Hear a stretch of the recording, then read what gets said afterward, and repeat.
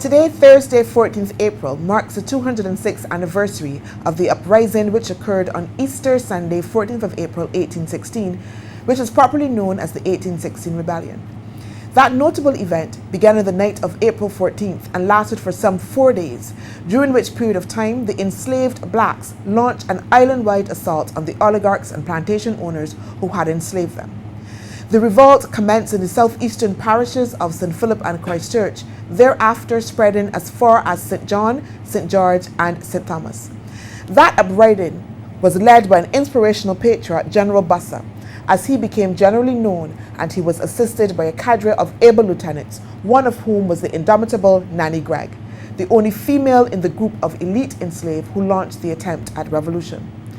We must not forget the others who provided valiant assistance to General Bussa in that struggle to free some 80,000 Barbadians from the iniquitous and harsh bonds of slavery.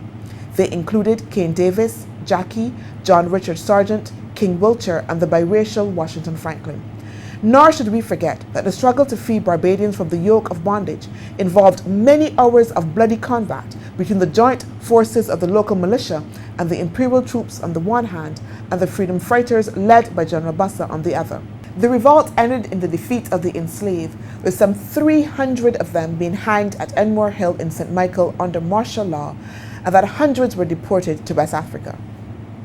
We, the descendants of these brave men and women, must hold this occasion dear to our hearts, because hundreds of our great foreparents laid down their lives as a signal to the plantocracy that Massa Day done, that lick and lock up done with. In other words, the days of the inhumane enslavement of people who cut sugar till it burned their hands and who toiled without pay in the broiling sun were numbered. The Bussa Rebellion was a statement written in blood: let my people go. It would take another 17 years, 1833, for the Act abolishing slavery to be passed in Britain, and a further 5 years for the over 84,000 black bondsmen and women to stride forth from the bowels of the 500 plantations as free persons. But we must never forget that the seeds of freedom were sowed on that Easter Sunday morning.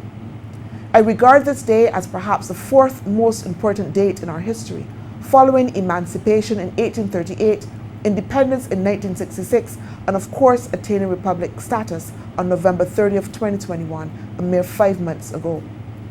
We therefore launched the season of emancipation on this auspicious day, and we do so being conscious that the observance of this initiative should be commemorative to recognize the sacrifice and struggle of our ancestors, but also celebratory in the acknowledgement of their resilience and visionary in the anticipation of the work yet to be done in the world's newest republic. The season of emancipation can indeed be the catalyst on which we walk from resistance to emancipation, from independence to republicanism, and from republicanism to give full expressions as Barbadians in our place in the family of nations. I therefore request that you spend this period in reflection to honor the leaders General Bussa, Nanny Gregg, John Richard Sargent, Jackie, Washington Franklin, Cain Davis, and King Wiltshire. Honor the hundreds of freedom fighters who laid down their lives in the struggle for freedom.